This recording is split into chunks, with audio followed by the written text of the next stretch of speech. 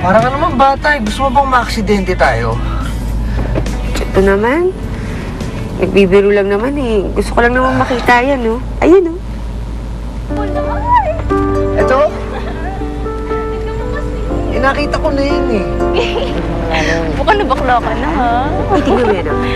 Sikat na siya. Magpaputi ka lang pala sa'yo. Oh, wala man lang ba akong thank you dyan?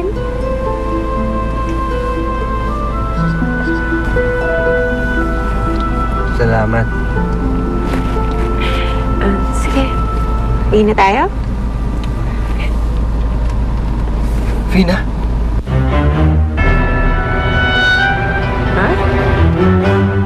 Anak, meron sana akong gustong sabihin sa'yo eh. Ano po yun, Nina? Sa darating mong kaarawan, formal ka na naming kukuranahan bilang prinsesa. At kasabay din nun, bibigyan ka na namin ng tungkulin dito sa kaharian. Pero, Ina, Natanto kasi namin na kaya gusto mong lumabas sa kaharian dahil wala kang katungkulan dito. natatakot po ako. Baka hindi ko po magampanan yung tungkulin na yun.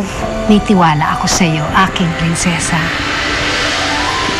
Mahal na Rina, huwag ho kayong mag-alala. Handa akong tulungan ng aking kapatid. Basta huwag mo na kami iiwan ulit, ha?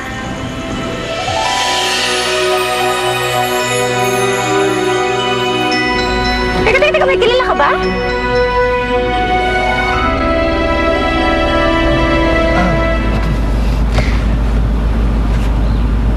Akala ko kakilala ko.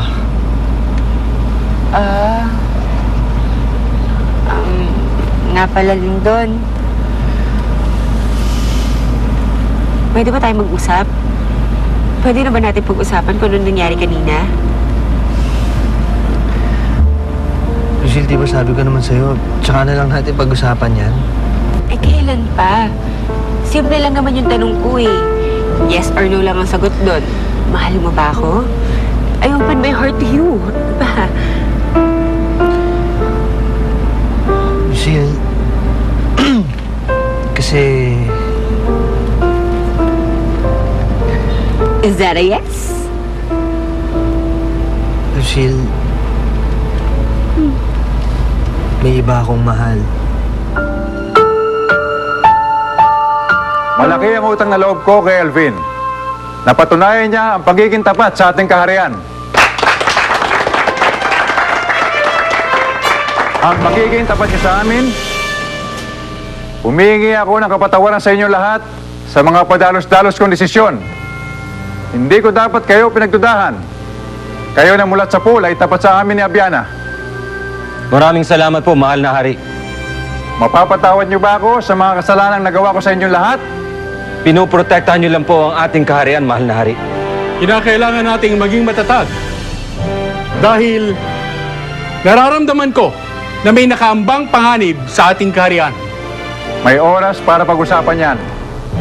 Ang mahalaga sa oras na ito ay nabuo na muli ang ating samahan. At higit sa lahat, buo na muli ang aming pamilya sa pagbabalik ng aming anak na si Dorfina. Sa susunod na araw, ipagkalat nyo sa buong kaharian. Sa kaarawan ng aking anak, magkakaroon tayo ng pagtitipon sa buong palasyo. Mabuhay ang mahal na hari! Mabuhay! Itinatalaga ko ang araw na yon bilang araw ng pagdiriwang, araw ng kasiyahan!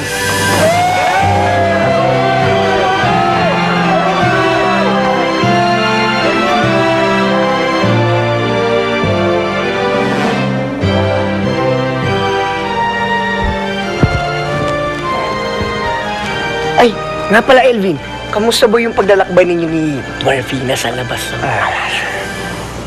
Mahirap. Muntik pa nga mapahamak si Dorfina eh. Buti nga nag-decision siyang umuwi eh. Hoy, Ay, magpapagkwento tapos tutulugan ako? pasensya na. Nakapagtapat ka na ba sa kanya?